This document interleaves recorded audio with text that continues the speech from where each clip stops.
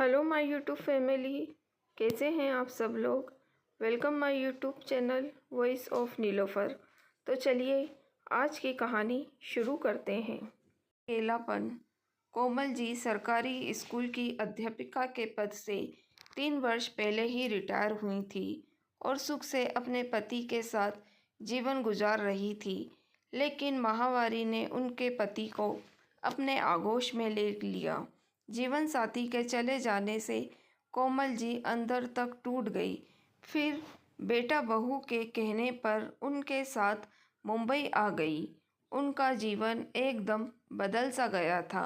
पति साथ तो पहले ही छूट चुका था, लेकिन साथ साथ उनकी 40 वर्षों की बसी बसाई गृहस्थी भी छूट गई थी और टूट गया था वो आस पड़ोस भी, जो हर समय दुख सुख में साथ रहता था।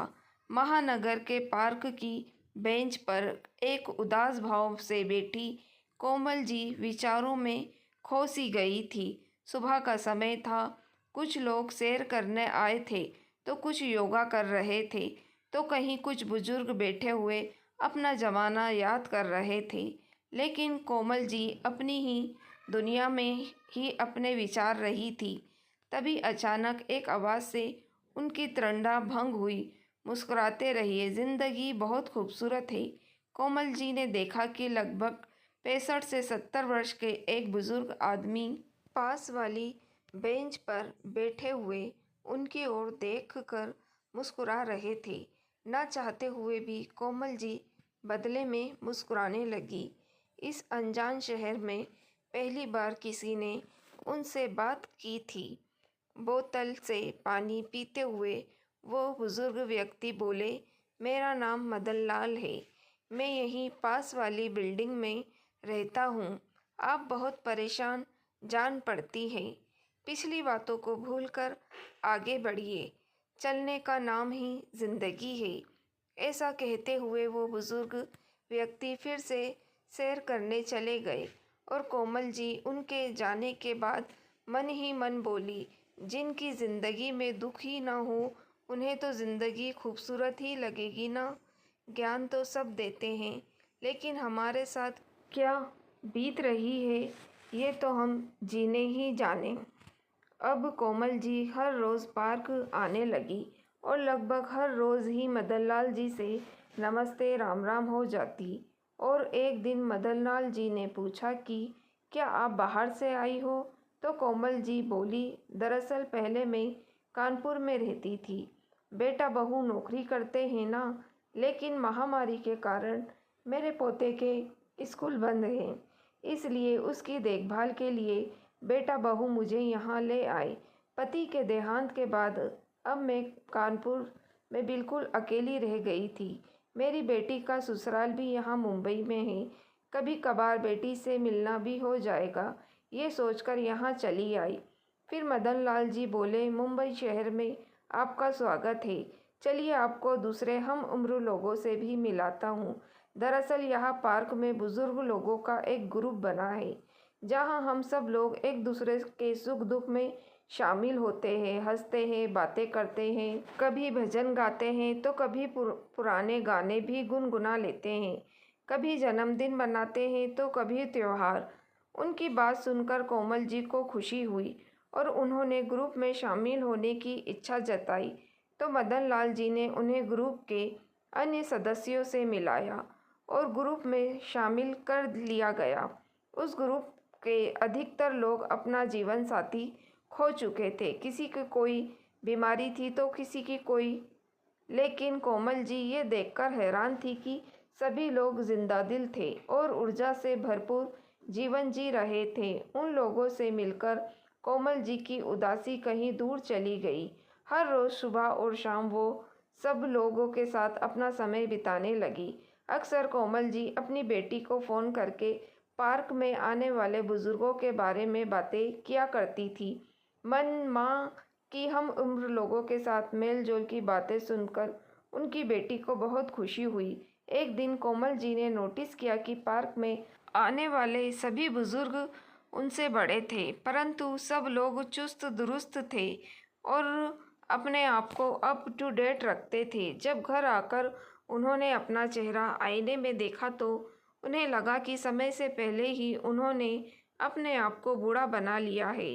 ये सोचकर वो बाज़ार से हेयर कलर खरीद कर ले आई और अपने बालों को कलर कर लिया। फिर अलमारी खोली और पति की दी हुई सबसे खूबसूरत साड़ी पहन ली और आईने में देखकर मुस्कुराती हुई खुद ही से बोली, ये हुई ना बात।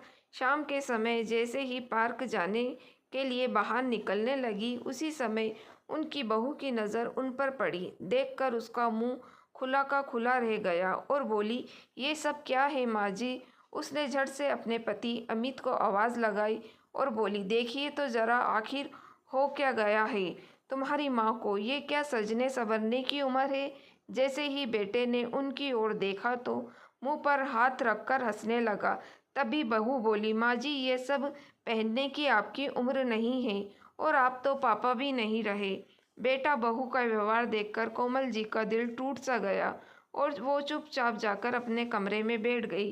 अब उनका पार्क जाने का मन नहीं हुआ। सोचने लगी कि अगर आज अच्छे से तैयार हो गई तो ऐसा कौन सा गुनाह कर दिया। आज तक मैंने कभी बहू को किसी बात के लिए नहीं टोका। अपनी मर्जी से पहनती है, खाती है, बाहर आती जाती है। मैं हमेशा यही सोचती थी कि वक्त बदल चुका है। बड़े शहरों में लोग मॉडर्न हैं। आज मैंने थोड़ा सा खुद के बारे में सोचा तो मेरा ऐसा मजाक बना दिया। उनकी आंखों के कोर से आंसू बहने लगे। तभी उनके मोबाइल पर उनके ग्रुप के सदस्यों के फ़ोन आने लगे। उसी समय कोमल जी खड़ी हुई और खुद से बोली, नहीं, मेरी ज़िंदगी है, मैं अपने मुताबिक जीऊँगी। ऐसा कहते हुए वे पार्क चली गई। अब कोमल जी अपने लिए जीने लगी थी। उनकी पेंशन से उन्हें अच्छा खासा पैसा मिल जाता था, जिसे आज तक वो अपने बेटे बहू को ही देती आई थी। लेकिन इस महीने उस पैसों को उन्होंने अपने ऊपर खर्च कर लिया। पार्क में भी उनकी बहुत सी सहेलियां बन गई थी, जिनके साथ बाजार जाकर वो अपने लिए अपने पसंदीदा कपड़े और वस्तुएं खरीद कर ले आई।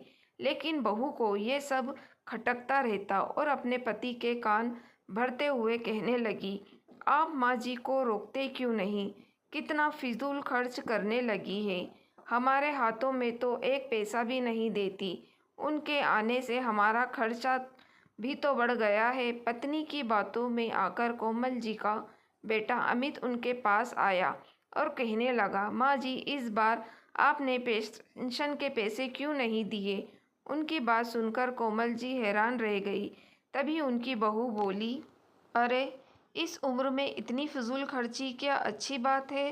पार्क क्या जाने लगी, आप तो आज़ाद पंछी की तरह हो गई। उसी समय कोमल जी बोली, बहू मैंने तुम लोगों को पूरी आज़ादी दी है, अब तुम मेरी आज़ादी तय नहीं कर सकते। मैं जो करूँगी अपनी मर्जी से करूँगी। उनकी ये बात सुनकर बेटा बहू दोनों चुप हो गए। कोमल जी पाक कला में बहुत निपुण थी। एक दिन उन्होंने अपने घर पर गाजर का हलवा बनाया तो अपने ग्रुप के सदस्यों के लिए भी लेकर चली गई और सभी लोगों को खिलाने लगी। लेकिन मदन लाल जी ने लेने से मना कर दिया। तो कोमल जी ने पूछा, क्या आपको गाजर का हलवा पसंद नहीं है। तो मदन लाल जी बोले, गाजर का हलवा तो मुझे बेहद पसंद है, लेकिन मुझे डायबिटीज़ और ब्लड प्रेशर की परेशानी है, इसलिए मैं बाहर का मीठा गाजर का हलवा नहीं खा सकता हूँ और घर पर बनाना मुझे आता नहीं, इसलिए मैं गाजर का हलवा खाना ही छोड़ दिया। फिर कोमल जी बोली, तो क्या आपके घर में और कोई नहीं। इस पर मदन लाल जी कुछ नहीं बोल पाए। आंखों में दो आंसू निकल आए, उनके गालों तक आ गए और चुपचाप घर की ओर चल दिए। 2 दिन बीत चुके थे, लेकिन मदन लाल जी पार्क में नहीं आए थे। ग्रुप सदस्यों से पूछा तो पता चला कि वह फ़ोन भी नहीं उठा रहे। कोमल जी को मन ही मन उनकी चिंता सता रही थी। बार बार उनका हंसता मुस्कुराता चेहरा उनके सामने आ रहा था। जैसे ही घर जाने के लिए जो पार्क से निकली, उनके कदम स्वतः ही मदन लाल जी के घर की ओर मुड़ गए। गार्ड से उनके फ्लैट का नंबर पूछा और उनके दरवाजे पर जाकर बेल बजाई। मदन लाल जी ने लड़खड़ाते कदमों से चलकर दरवाज़ा खोला। जैसे ही उन्होंने दरवाजे पर खड़ी कोमल जी को देखा तो वो चौंक गए और फिर उन्हें अंदर बुलाया। उनकी ऐसी हालत देखकर कोमल जी हैरान रह गई और बोली, आपकी तबीयत इतनी ख़राब है लेकिन घर पर आपकी देखभाल के लिए कोई नहीं है? तो मदन लाल जी बोले, दरअसल मैं अकेला ही रहता हूँ। ये बात सुनकर कोमल जी को बड़ी बेचैनी हुई कि इतनी जिंदादिल इंसान और बिल्कुल अकेला, और जब वो बीमार की हालत में है तो उनकी देखभाल करने वाला भी कोई नहीं है। कोमल जी ने ग्रुप के अन्य सदस्यों को फ़ोन करके बुलाया। मदन लाल जी ने बहुत मना किया, लेकिन कोमल जी बोली, क्या बात कर रहे हैं आप? जिस व्यक्ति ने मुझे जीना सिखाया उसे मैं अकेला कैसे छोड़ सकती हूँ? तो थोड़ी देर में उनकी मदद से कोमल जी मदन लाल जी को डॉक्टर के पास ले गई। दवाइयाँ देते हुए डॉक्टर ने अच्छी खुराक और समय पर दवाइयाँ लेने की हिदायत दी, लेकिन उनके खाने पीने की समस्या थी। कोमल जी सहित ग्रुप की 2 अन्य महिला सदस्यों ने उनके घर पर तीनों वक्त का खाना बनाकर भेजने की जिम्मेदारी ली। समय समय पर कोमल जी उन्हें दवाइयाँ लेने की भी हिदायत देती रहती थी। कुछ ही दिनों में मदन लाल जी बिल्कुल ठीक हो गए और वापस पार्क में आने लगे। एक दिन कोमल जी उनसे पूछ बैठी कि क्या आपका इस दुनिया में कोई नहीं है? आज कोमल जी की बात को मदन लाल जी टाल नहीं पाए और अपने अतीत के पन्ने एक एक कर पलटने लगे। मुस्कुराते हुए बोले, वो भी क्या दिन थे जब मैं अपनी पत्नी को ब्याह कर लाया था। कितने हसीन सपने सजाए थे हम लोगों ने। पता है कोमल जी, शादी के 10 साल तक हमारा कोई बच्चा नहीं हुआ था। काफ़ी समय तक डॉक्टर इलाज करवाया और उसके बाद खुशखबरी आई, हमारे बेटे का जन्म हुआ। हमने छोटे से परिवार में हम लोग बहुत खुश थे, लेकिन वो खुशियाँ शायद भगवान को मंजूर नहीं थी। अभी बेटा 5 साल का ही हुआ था कि एक दिन पता चला कि मेरी पत्नी को कैंसर है, और जब पता चला तब तक बहुत देर हो चुकी थी। मेरी जीवन संगनी इस दुनिया को छोड़कर विदा हो गई, हमेशा हमेशा के लिए। बोलते बोलते मदन लाल जी का गला रुंधने लगा। रिश्तेदारों ने दूसरी शादी करने की सलाह दी, लेकिन मैं अपने इकलौते बेटे को सौतेली माँ के हवाले नहीं करना चाहता था। माँ और बाप दोनों का प्यार मैंने अकेले ही उसे दिया, लेकिन किसी चीज़ की कमी ना आने दी। लेकिन देखिए बेटे ने क्या किया, 1 महीने के लिए अमेरिका घूमने जा रहा है। यह कहकर बेटा बहू निकले और बाद में पता चला कि जिस मकान में हम लोग रहते हैं, बेटे ने वो मकान अमेरिका जाने से पहले ही बेच दिया और ख़रीदारों को बोलकर गया था कि 2 महीने बाद मकान खाली करवा लेना। उसके बाद बेटा फिर कभी नहीं आया। फिर भरी आंखों से मदन लाल जी बोले, अगर मेरे पास रिटायरमेंट का पैसा एफडी में ना रखा होता तो मैं सड़क पर आ जाता। उसी पैसों से मैंने ये 2 कमरों का मकान खरीदा और यहाँ रहने लगा। कहते कहते मदन लाल जी की आंखों से आंसुओं का झरना बह निकला। कोमल जी ने उन्हें हौसला दिया और कहा, अरे आप ही तो मुझे कहते हैं कि हर पल मुस्कुराते रहना चाहिए, और अब आप ही ये सब भूल गए। उन दोनों को एक दूसरे का में एक ऐसा दोस्त दिखाई दिया था जिसके साथ वो अपना सुख दुख बांट सके। कुछ दिन गुजरने के बाद जब एक दिन कोमल जी पार्क गई तो देखकर हैरान रह गई कि ग्रुप के सभी लोग ने एक बड़ा सा केक मंगाया था। जैसे ही वो वहाँ तक पहुँची तो सब लोग जोर से चिल्लाए, जन्मदिन मुबारक हो कोमल जी। कोमल जी को खुद भी याद नहीं था कि आज उनका जन्मदिन है। सभी लोगों का इतना प्यार देखकर उनकी आंखों से खुशी के आंसू छलक आए। केक काटकर सभी ने मोबाइल में तस्वीरें ली। सब लोग ने मिलकर एक बहुत ही खूबसूरत सी साड़ी कोमल जी को तोहफे में दी। फिर कोमल जी ने पूछा, लेकिन आप सबको कैसे पता चला कि आज मेरा जन्मदिन है? तो मदन लाल जी बोले, अरे सोशल मीडिया से सब पता चल जाता है। जन्मदिन मनाकर कोमल जी अपना तोहफा लेकर घर पहुंची तो उसे डाइनिंग टेबल पर रख दिया। जैसे ही बहू की नज़र उस साड़ी पर पड़ी तो बोले, अरे इतनी खूबसूरत साड़ी तुम मेरे लिए लाए हो Amit, thank you so much. तभी अमित चौंक कर बोला, नहीं मैं तो नहीं लेकर आया। तभी कोमल जी फ्रेश होकर आई और बोली, ये साड़ी मेरी है बहू। फिर बहू बोली, साड़ी तो बहुत खूबसूरत है माँ जी, लेकिन आप इसका क्या करेंगी? ये साड़ी मैं ले लेती हूँ। ऐसा कहते हुए जैसे ही साड़ी उठाने के लिए उसने हाथ आगे बढ़ाया तो कोमल जी ने वो साड़ी उठाते हुए कहा, नहीं बहू, ये साड़ी मेरे लिए बहुत अनमोल है। बहू अपनी सास का मुंह देखती रह गई। फिर कोमल जी ने कहा, दरअसल आज मेरा जन्मदिन था ना, इसलिए पार्क में ग्रुप के सभी लोगों ने मुझे ये तोहफा दिया था। ये बात सुनकर बेटा बहू दोनों हैरानी से बोले, आपका जन्मदिन था आज? ऐसे कहते हुए उन दोनों का सिर शर्म से झुक गया। फिर उनका बेटा बोला, माँ, आप अपना जन्मदिन मनाती नहीं हो ना, इसलिए हमें याद नहीं रहा। उसी समय कोमल जी पुराने समय की यादों में खो गई, जब अपने बच्चों के जन्मदिन के अवसर पर वो पूरा पूरा दिन रसोई में खड़े होकर उनकी पसंद के पकवान बनाती और शाम को उनके दोस्तों को बुलाकर पार्टी देती। लेकिन फिर सोचने लगी कि जब समय समय की बात है, जब बेटा बहू अपनी ज़िंदगी में मस्त है तो बड़ों को भी अपने लिए जीना चाहिए। लेकिन बहू को अपनी सास में ये परिवर्तन रास नहीं आ रहा था। एक दिन जब कोमल जी पार्क गई तो अपना मोबाइल साथ ले जाना भूल गईं। उस दिन बहू और बेटा घर पर जल्दी आ गए।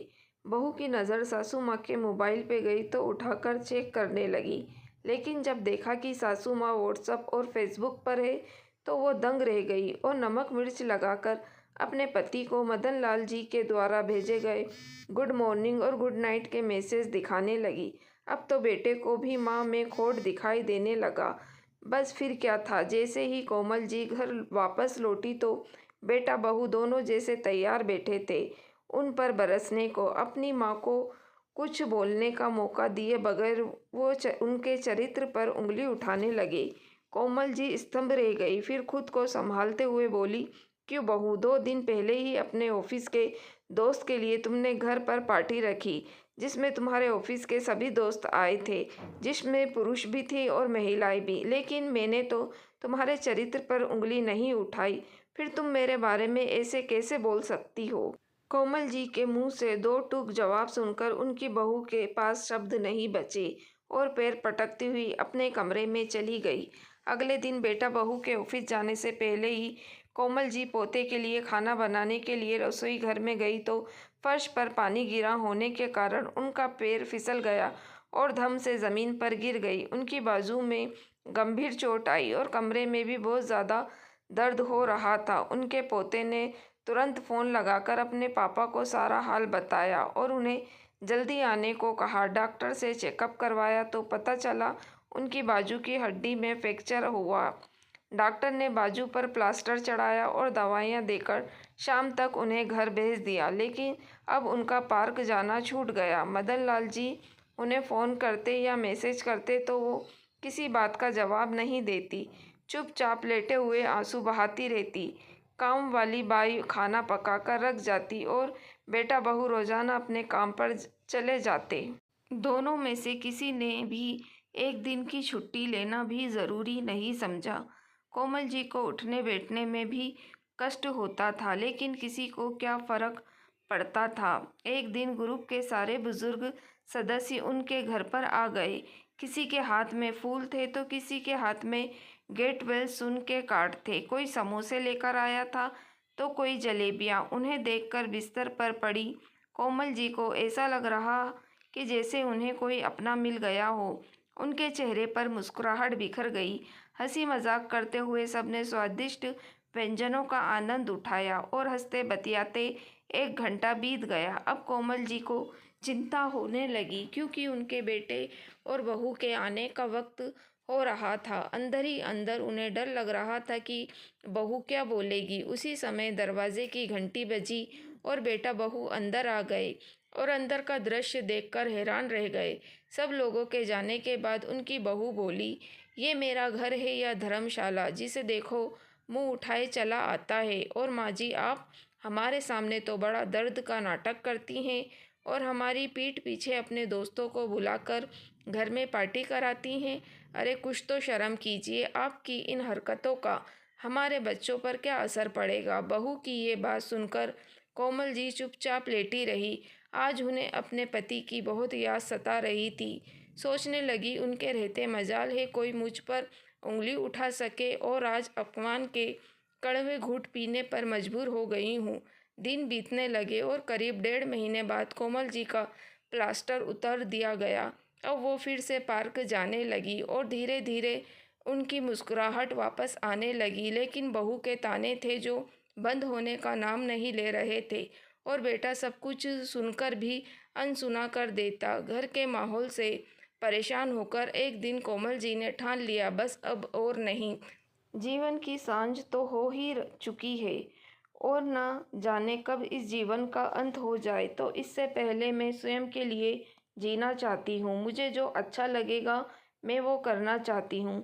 बेटे बहू का मुंह छोड़ते हुए एक दिन उन्होंने फैसला कर लिया और सामने की बिल्डिंग में 2 कमरे का फ्लैट किराए पर ले लिया। बेटे ने रोकना चाहा तो कोमल जी ने स्पष्ट कह दिया, अब मैं किसी पर बोझ नहीं बनना चाहती। तभी उनकी बहू बोली, हाँ हाँ, पंख जो लग आए हैं अब तो आप आज़ाद घूमेंगी। बदले में कोमल जी गुस्से करने के बजाय मुस्कुराते हुए बोली, बिल्कुल, अब मैं अपने अधूरे सपने पूरे करूंगी। उन्हें अपना सामान पैक किया और अपने फ्लैट में शिफ्ट हो गई। इतनी पेंशन आती तो थी कि काम वाली बाई लगा सके और अपना खर्चा आसानी से निकल पाए। अब कोमल जी अपनी ज़िंदगी सुकून से जी रही थी। उनका बेटा और पोता कभी कभार उनसे मिलने आ जाते थे, लेकिन बहू से इतना कष्ट भी नहीं किया गया। अक्सर मदन लाल जी शाम की चाय उनके घर पर आकर पीते। अक्सर पार्क में अन्य बुजुर्ग भी उनके घर आते जाते रहते। अब कोमल जी स्वयं को आज़ाद महसूस करती थी। अपने अलग रहने की बात कोमल जी ने अपनी बेटी को भी बता दी थी। इस बात से उसे थोड़ा दुख तो पहुंचा, लेकिन एक सुकून भी था कि अब उसकी माँ अपनी मर्जी से जी पाएगी। एक दिन कोमल जी हैरत में पड़ गई जब उन्होंने अपने घर के दरवाजे पर बेटे के साथ बहू को आया देखा। इससे पहले वो कुछ पूछती, तभी उनकी बहू तेजी से अंदर आई और बोली, माँ जी, कुछ शर्म हया बची है या नहीं? पता है सोसाइटी वाले आपके बारे में क्या क्या बातें कर रहे हैं? आखिर आपके और मदन लाल जी के बीच में चल क्या रहा है? तभी कोमल जी बोली, बेटा, मुझे दुनिया वालों की बातों से कोई फर्क नहीं पड़ता। मुझे केवल इतना पता है कि सारी उम्र जिम्मेदारी निभाते निभाते मैंने अपने बारे में सोचना ही छोड़ दिया था। बाकी की बची ज़िंदगी में हंसी खुशी से गुजारना चाहती हूँ और मुझे नहीं लगता कि इसमें किसी को कोई परेशानी होनी चाहिए। रही बात मदन लाल जी की, तो उन्होंने मुझे जीना सिखाया है, वरना मैं तो पूरी तरह टूट चुकी थी। तभी उनका बेटा बोला, लेकिन माँ, अब इन लोगों को जानती नहीं, ऐसे लोग अपनापन दिखाकर दूसरों को लूट ले जाते हैं। बेटा, मैंने अपने ये बाल धूप में सफ़ेद नहीं किए हैं, और वैसे भी जिसे अपनों ने ही लूटा उसे दूसरे क्या लूटेंगे? तुमने मेरे पास छोड़ा ही क्या है जो कोई लूट लेगा? उसी समय मदन लाल जी, जो दरवाजे के बाहर खड़े हुए सारी बातें सुन रहे थे, घर के अंदर आ गए और उन्हें देखते ही कोमल जी के बेटे बहू का मुंह खुला का खुला रह गया। जैसे ही वे उठकर बाहर जाने लगी, उसी समय मदन लाल जी ने उनसे कहा, बेटा, शर्म कोमल जी को नहीं बल्कि तुम जैसे लोगों को आनी चाहिए। किसी का चरित्र मंथन करने से पहले तुम लोग एक बार भी नहीं सोचते। तुम लोग जानते ही हो कि तुम्हारी माँ क्या करती है। जैसे ही मदन लाल जी ने कहा तो कोमल जी ने उन्हें चुप रहने का इशारा किया, परंतु वह रुकने वाले नहीं थे। बोले, पार्क में हर रोज सुबह और शाम को जब हम सब लोग बैठते हैं तो वहीं पास में ही सोसाइटी में काम करने वाली औरतों के बच्चे आवारा घूमते हैं। छोटी सी उम्र में वे गलत आदतों के शिकार हो रहे हैं। उन गरीब लोगों के पास इतना पैसा नहीं कि वह अपने बच्चों को पढ़ा लिखा सके। तुम्हारी माँ, सासू माँ, उन बच्चों को पढ़ाने का नेक काम करना चाहती है। वो एक स्कूल खोलना चाहती है ताकि जितने भी गरीब बच्चे शिक्षा से वंचित हैं उन्हें निःशुल्क शिक्षा प्रदान की जा सके। तुम्हारी माँ गरीबों की मदद करके अपने बुढ़ापे को सतर्क बनाना चाहती है। अक्सर हम लोग बैठकर इसी विषय में योजनाएं बनाते हैं। हमारी एक एनजीओ से भी बात चल रही है जो हमारी इस काम में मदद करेंगे। तुम्हारी माँ का बरसों पुराना सपना अब पूरा होने जा रहा है। लेकिन आज अपनी माँ के बारे में तुम लोगों के विचार सुनकर मुझे महसूस हो रहा है कि अच्छा ही हुआ कि मेरा बेटा मुझे पहले ही छोड़कर चला गया। हैरानी की बात है, अपनी माँ के लिए बेटे बहू की सोच ये भी हो सकती है। क्या तुम अपने ऑफिस में किसी से हंसते बोलते नहीं हो? जब तुम्हारी माँ ने तुम पर कोई अंकुश नहीं लगाया तो तुम कैसे? कोमल जी के बेटे बहू के पास इन बातों का कोई जवाब नहीं था। वो चुपचाप चले गए। आज मदन लाल जी गुस्से में थे तो कोमल जी बोली, चलिए छोड़िए इन बातों को, मैं चाय बनाती हूँ, चाय पीजिए और अपना गुस्सा ठंडा कीजिए। उनकी ये बात सुनकर मदन लाल जी मुस्कुरा दिए और बोले, हमारी मेहनत रंग लाई। एनजीओ की तरफ से हमें स्कूल शुरू करने के लिए पास ही की बिल्डिंग मिल गई है। कोमल जी ये बात सुनकर बहुत खुश हुई। जल्दी ही बिल्डिंग को स्कूल का रूप दे दिया गया। सभी पढ़े लिखे बुजुर्ग बच्चों को पढ़ाने के काम करने लग गए। सब लोगों ने दिल खोलकर मदद की। शुरू में स्कूल में केवल 20 बच्चे आए, लेकिन धीरे धीरे उनकी संख्या बढ़ती गई। देखते ही देखते उनका स्कूल चर्चा का विषय बन गया। कोमल जी और उनके साथ काम करने वाले अन्य बुजुर्गों को भी जीने का एक मकसद मिल गया था। एक दिन कोमल जी की बेटी उनके पास कुछ दिनों के लिए आई। जब वो भाई भाभी से मिलने गई तो उन्होंने उसी मदन लाल जी के विषय में बताया। ये भी कहा कि उसे अपनी माँ को समझाना चाहिए, लेकिन उनकी बेटी को अपनी माँ में से कोई बुराई नज़र नहीं आ रही थी, बल्कि उसने देखा कि उनकी माँ के चेहरे पर फिर से मुस्कुराहट आ गई है। अपनी वृद्ध अवस्था में भी वो बड़ी खुश से जी रही हैं और मदन लाल जी से उनका पूरा सहयोग दे रहे हैं। उन दोनों की दोस्ती स्वार्थ से परे है और दुनिया की समझ से भी परे। अकेले बैठे हुए वो सब सोचते सोचते कोमल जी की बेटी की नज़र पास रखे अखबार पर गई तो उसमें छपी एक खबर ने उसका ध्यान अपनी ओर खींचा। जब बुढ़ापे में बच्चे साथ छोड़ दे तो अकेली माँ या अकेला पिता कहाँ जाए? वृद्धावस्था में अकेलेपन को मात देने के लिए 65 वर्ष की एक बुजुर्ग ने 63 वर्ष की महिला के साथ विवाह किया। अपनी गृहस्थी फिर से बसा कर वे दोनों बहुत खुश हैं। इस खबर को पढ़कर कोमल जी की बेटी के मन में एक विचार आया। जब मदन लाल जी कोमल जी के घर आए तो उसने अपनी माँ और मदन लाल जी के सामने दोनों की शादी का प्रस्ताव रखा और कहा कि आप दोनों के इस रिश्ते को ये दुनिया नहीं समझ पाएगी, तो क्यों ना आपके इन रिश्ते को एक नाम दे दिया जाए। क्या आप दोनों एक दूसरे का जीवन साथी बनना पसंद करोगे? तभी कोमल जी बोली, ये क्या बोल रही है तू? इस उम्र में क्यों हम पर दाग लगाना चाहती है? ये दुनिया क्या कहेगी? लेकिन उसकी बात सुनकर मदन लाल जी थोड़ी देर चुप रहे।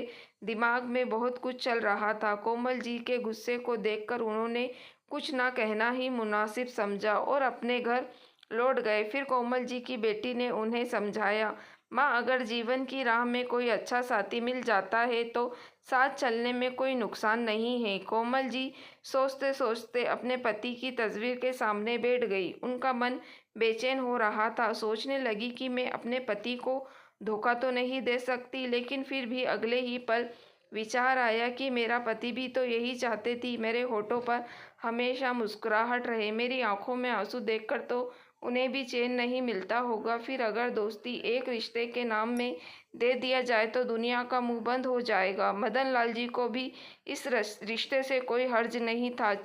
चिंता थी तो केवल इस बात की उन दोनों पर कोई उंगली ना उठाए। लेकिन कोमल जी के बेटे बहू तक ये बात पहुंची तो वे भड़क उठे। दोनों इस रिश्ते के सख्त खिलाफ थे। सोसाइटी में हर कोई उनके बारे में बातें कर रहा था। कोई उनकी हिम्मत की तारीफ कर रहा था तो कोई कानाफूसी कर रहा था। 2 दिन बीते तो अचानक मीडिया वाले कोमल जी के स्कूल के बाहर पहुंच गए और उनसे इस रिश्ते के बारे में सवाल करने लगे। लेकिन कोमल जी हैरान थी कि उन तक ये खबर कैसे पहुंची। और उधर कोमल जी की बहू पीछे खड़ी हुई मुस्कुरा रही थी और सोच रही थी कि बड़ी आई हिम्मत दिखाने वाली अब पूरी दुनिया को जवाब देगी तो पता चलेगा। चारों तरफ जैसे हंगामा सा हो गया।